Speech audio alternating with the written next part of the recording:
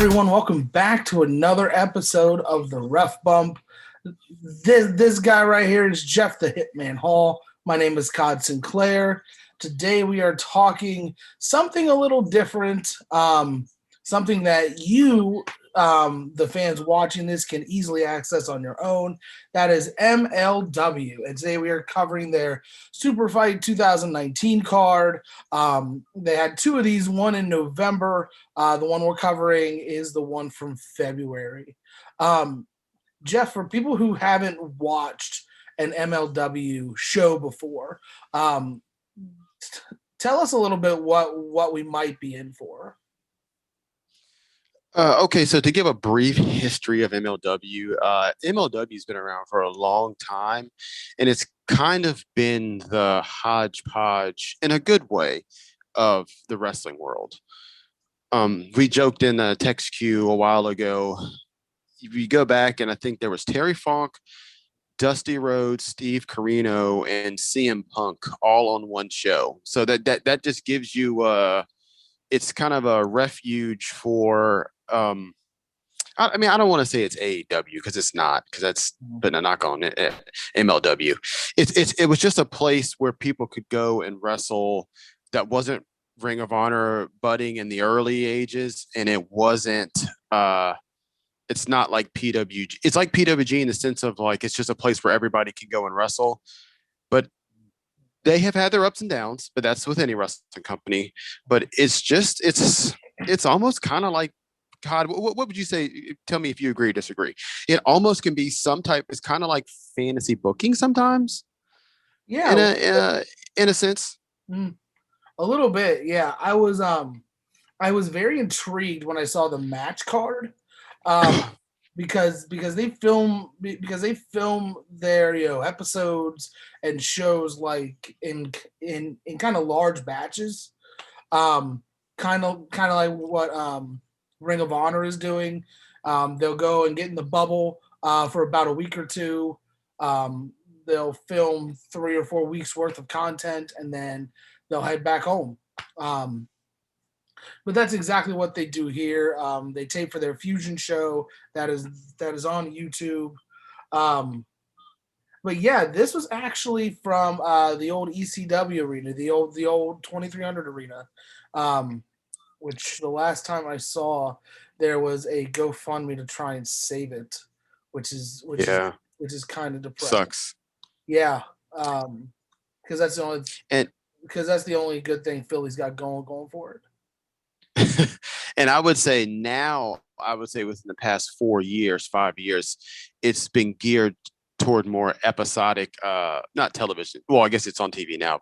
Episodic television / episodic YouTube stuff. But it wasn't always that way. It was just kind of shows and shows and shows and shows. Yeah. So I am gonna go over the Fusion matches just so we can kind of cover the fantasy booking aspect of this, because there is one match on here where, of course, it's in the ECW arena, so it's going to happen. Just some notable ones: Rich Swann defeated Lance Anoa'i. One on the list: Mance Warner defeated Jimmy Uta. Myron Reed defeated DJZ.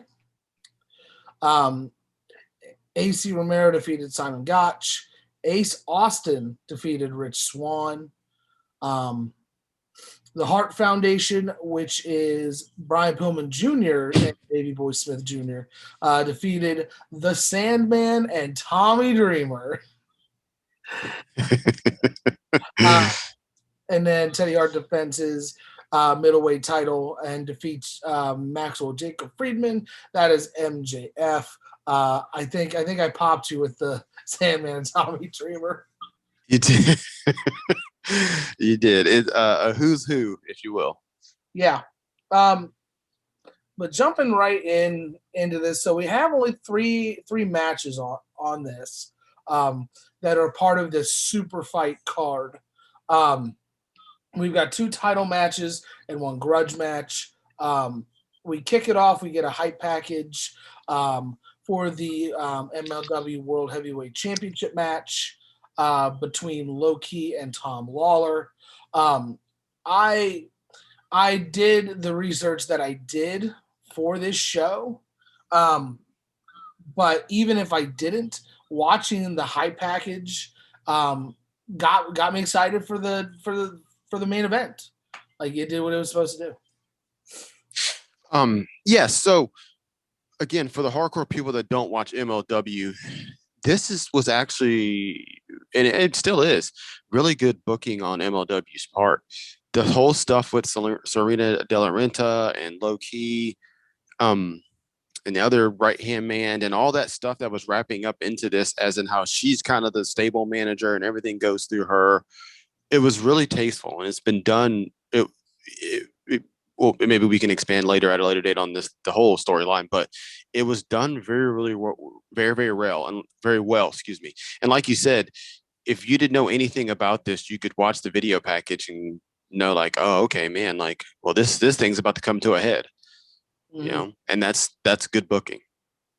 Yeah.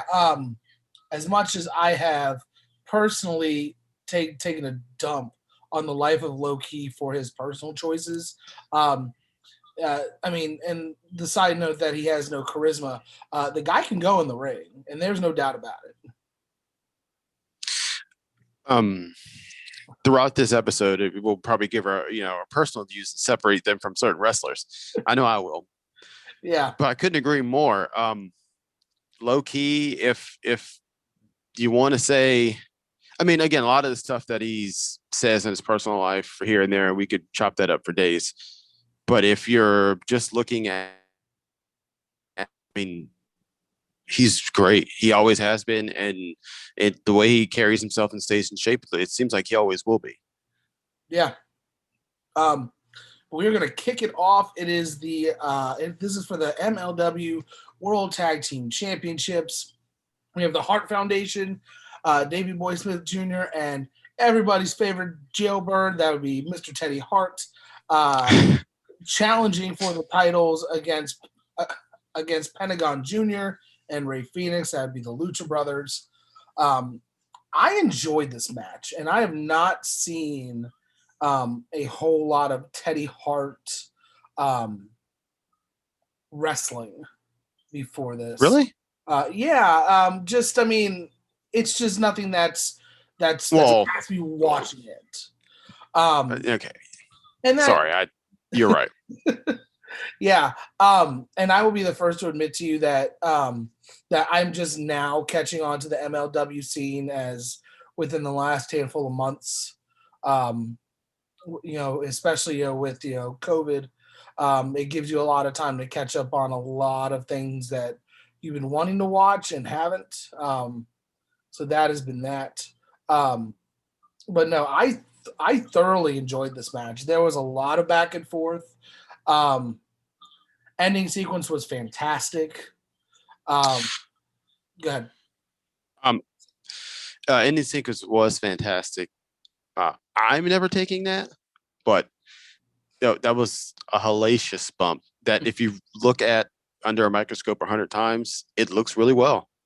It looked safe. It looked well. I enjoyed it, but I agree with you. From someone who has watched MLW for a long time, again, Teddy Hart, his views of what he does and his scumbaggery outside of the ring, we can't condone here. But Teddy Hart, the talent, he's actually a good wrestler. Mm. And probably a little bit better in his younger days before he kind of started going off the rails a little bit. But yeah, these four guys are super talented. Davey Boy Smith Jr. is great, and I've just always wondered why that guy just hasn't hit it somewhere. I mean, he's obviously a professional wrestler in a name, but Yeah. he just kind of has that no nonsense. And I love Davey Boy Smith Jr. He looks just like his dad. Dare I say it, he works better than his dad. For You're not. what it's worth. Yeah, I think he's great, and the Lucha Bros are the Lucha Bros, and I just can harp back to 2018 here in this pay per view. And I guess I'm taking a shot at AEW that with all this going on in this modern wrestling, people were having good wrestling matches before AEW was put on TV. Said person just didn't know where to find them, but it did exist, and these wrestling matches are out there. If I could just get that off my chest. Yeah. No, and I was very excited when he was when he had signed with WWE, and he was teaming with TJ Wilson, um, Tyson Kidd, but there are rumors currently that within the last couple of days that he has re-signed with WWE.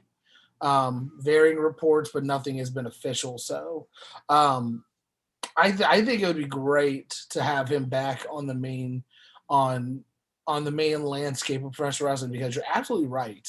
I think he could outwork his father, and that is not meant to be a slap in the face to his dad, Not at because all. it's a different era of wrestling, as we've transitioned through a lot of it from the early to mid 90s to now. I mean, you're looking at over 30 years of professional wrestling. But I mean, he can absolutely work. If it is true and he did sign with the E, don't ruin him, please. I know that I'm asking a lot. Don't ruin him. Um, but to kind of tie this off with a bow, the match was it told a really great story about power and speed. Doomsday a Destroyer by the Hart Foundation, new tag team champions. I think the thing that kind of caught me by surprise there for a minute is that they actually rip off Pentagon's mask. Low blow, and that's how they set up the finish. But then after the match, Teddy Hart throws his shirt to Pentagon so he can cover his face. I thought that was a really nice touch. I agree. I watched this match. I mean, I watched this card when it happened, and I damn near forgot almost all of this. to be totally honest with you, and I don't mean that in a bad way. So It was refreshing going back to watch it again. Yeah, great match, great use of wrestling technique and ribs in the good way and in the nice way. Codd, let me ask you this: you ever seen a Doomsday Canadian Destroyer before? I forgot, because I watched this and I was like, it's hard to say. No.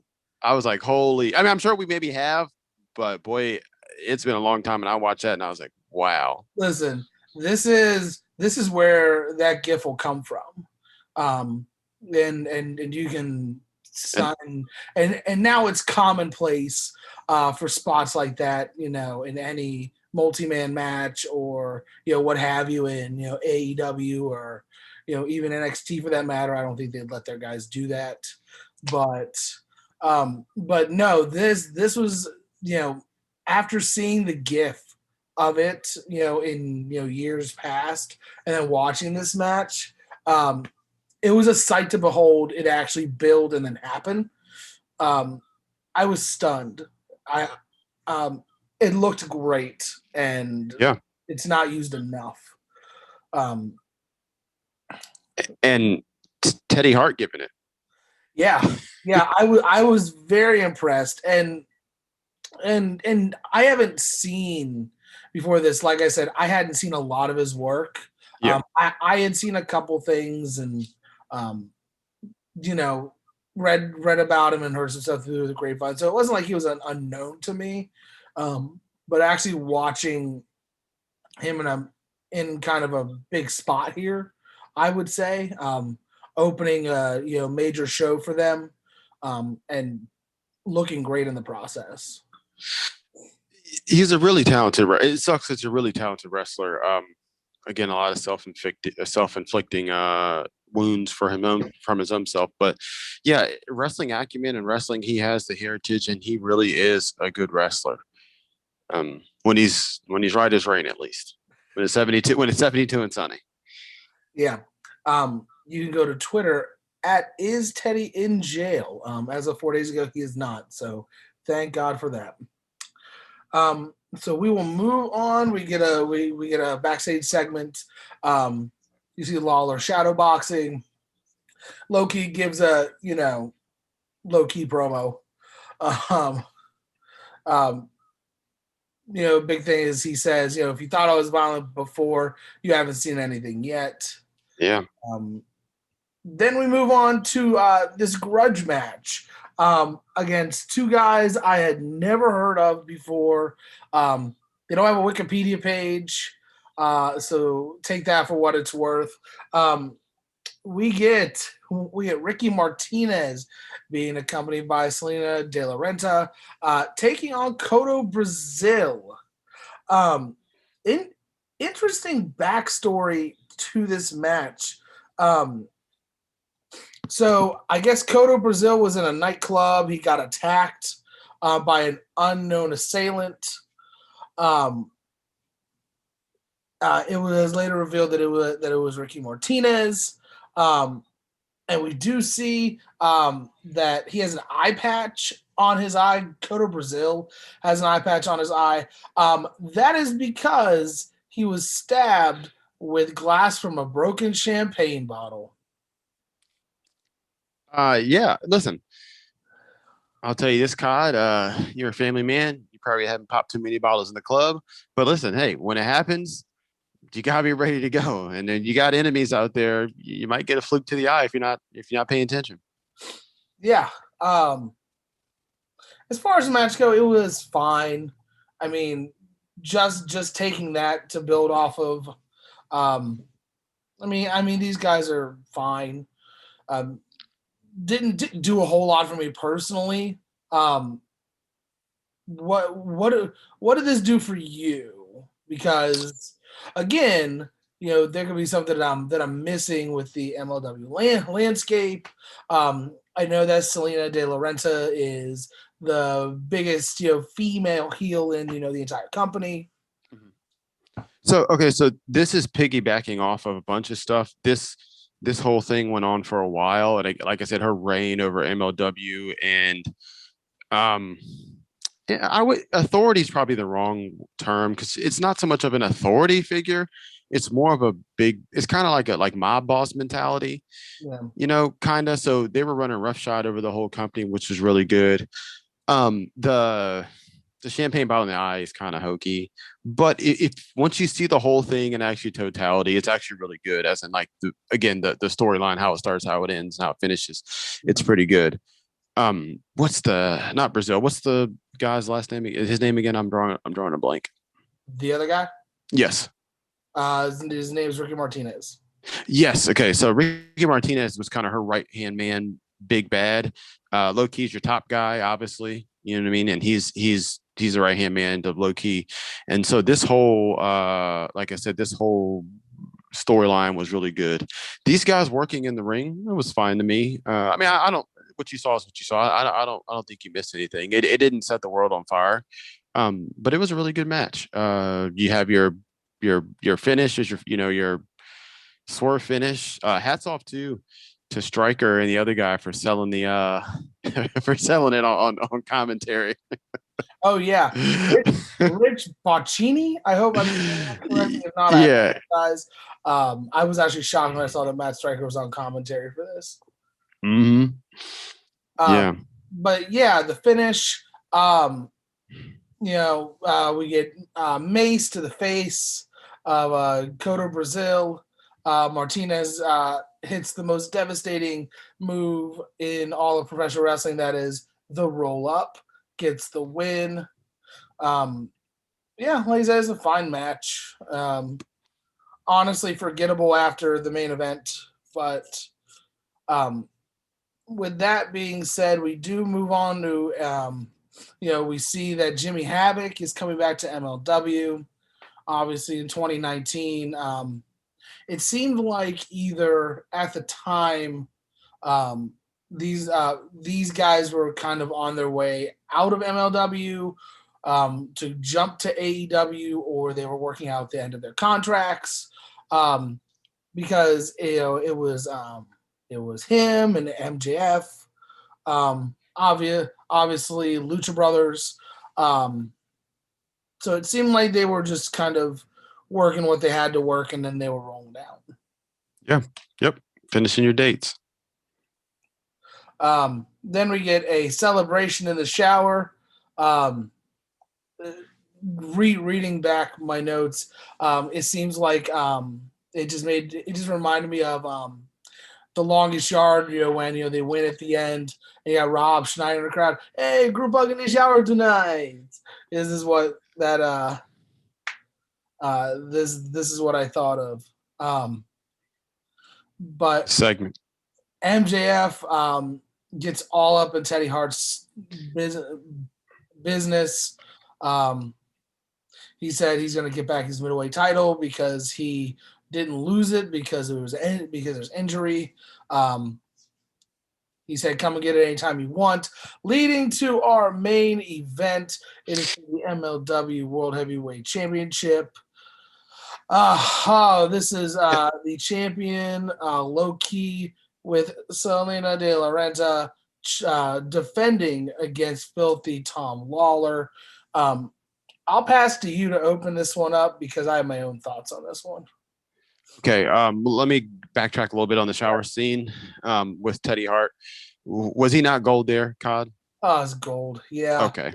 It just shows like exactly what you were saying. Like if he was shooting himself in the foot, he would be fine. Yeah, so he's there verbally sparring with MJF like it's nothing. Yeah. He's great. He's great and bad at the same time, all rolled into one. Then that's why he's Teddy Hart. But again, not bad. Okay, so to open this match for the MLW faithful, and I wouldn't even necessarily include myself in that. Yes, to some extent, but not super.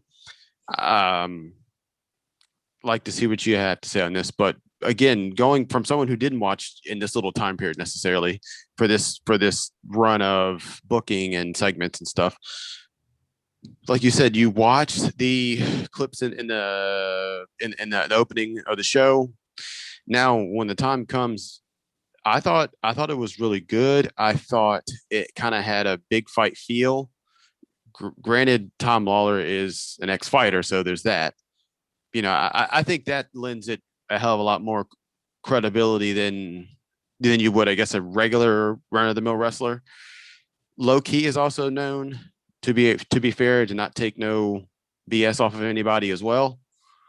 I think he's a straight shooter. So I think when you have all that rolled into one, and you have Serena De La Renta there being your bigger bad, if you will, I think the opening on this and the way it was set up and the way it came to a head here was great. I think it was really good booking. I think the way they portrayed it was good.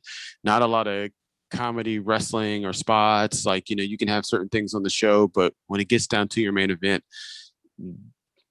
to me, I think it was as advertised. It might not be the prettiest, it might not be the flashiest, but I thought that this was a good direction for a title to change hands or possibly change hands, whether it did or different. You went into this knowing, well, I guess most people aren't me, but you had a feeling, yes, Serena De La Renta was there, but you had a feeling that you were probably going to get a straight, hard-hitting finish to this one.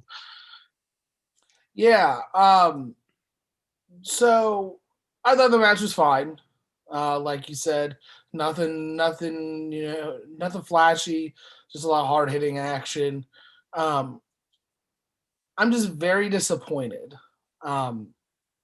So the hype package, it got me all set to watch this, and then to do the research, and it's like we're 6-7 months into this feud, and then we get a 7-minute match. I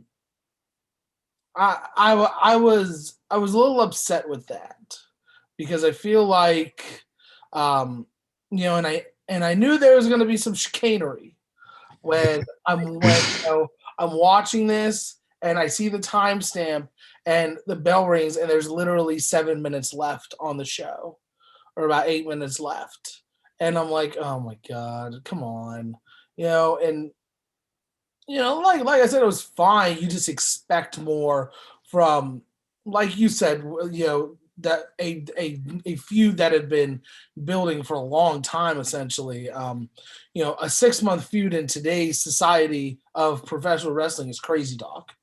Um, Oh, I might as well be 2 years nowadays. yeah. Um, but yeah, it was it was underwhelming, I think is the best word to use.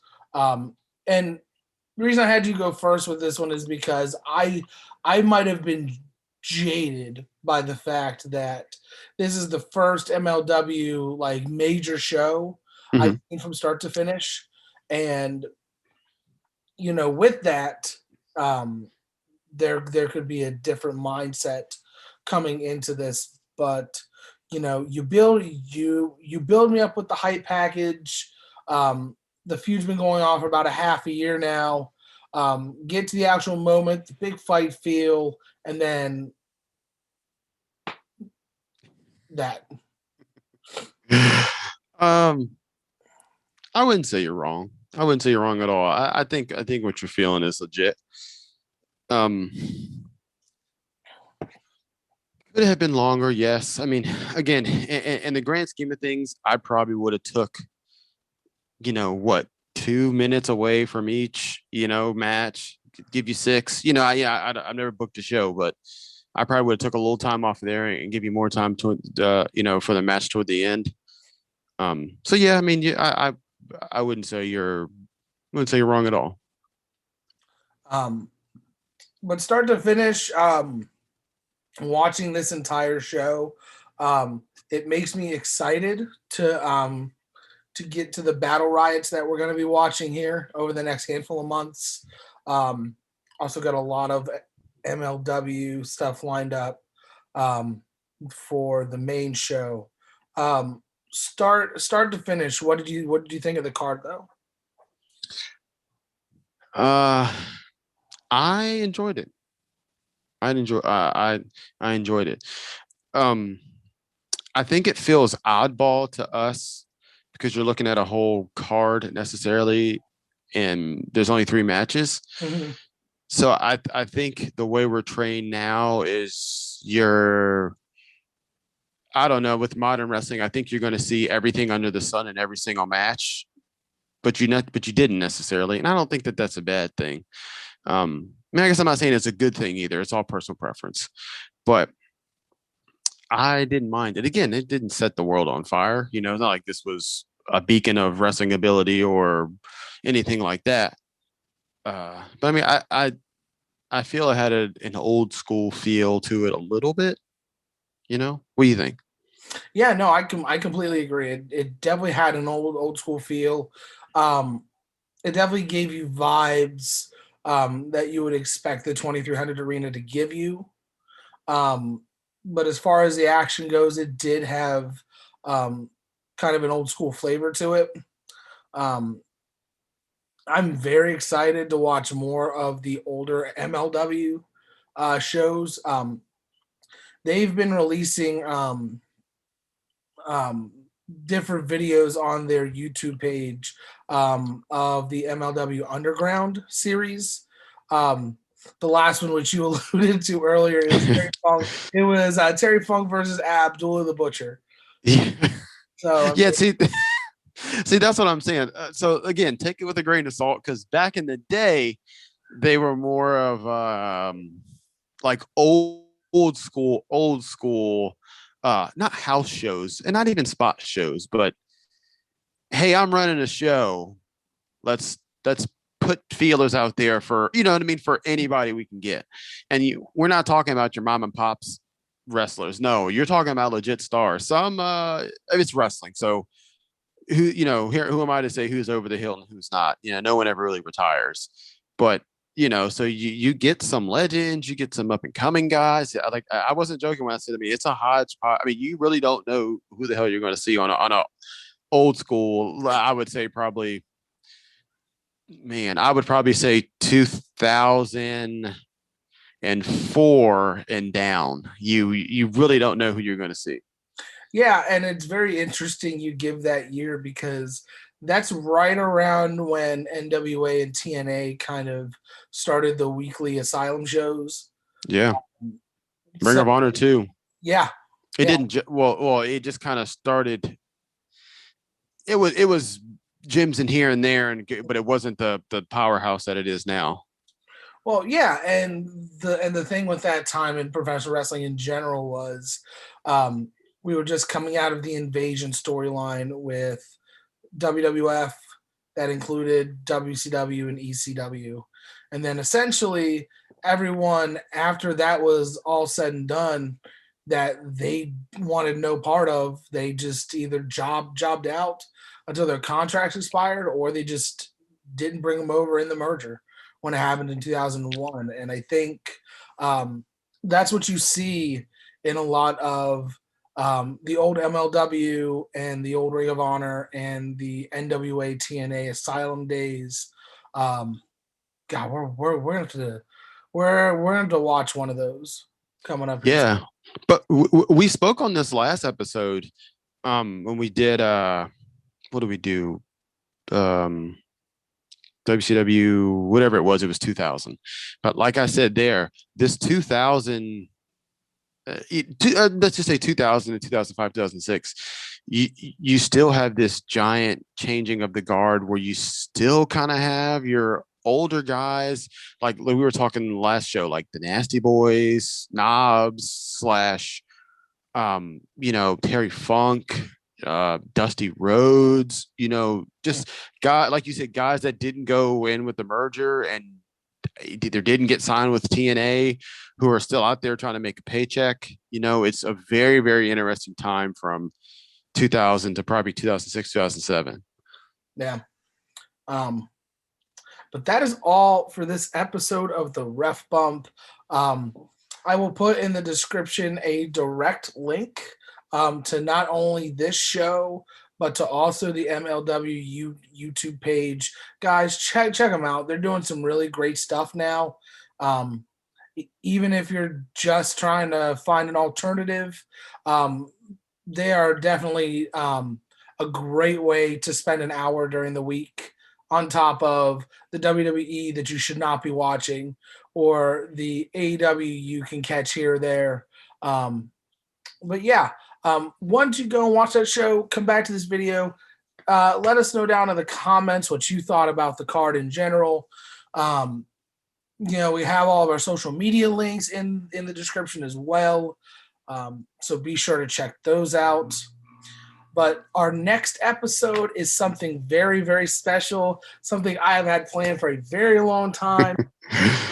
Jeff, when I say the boyhood dream, what's the first thing you think of? Man, Shawn Michaels. That's right.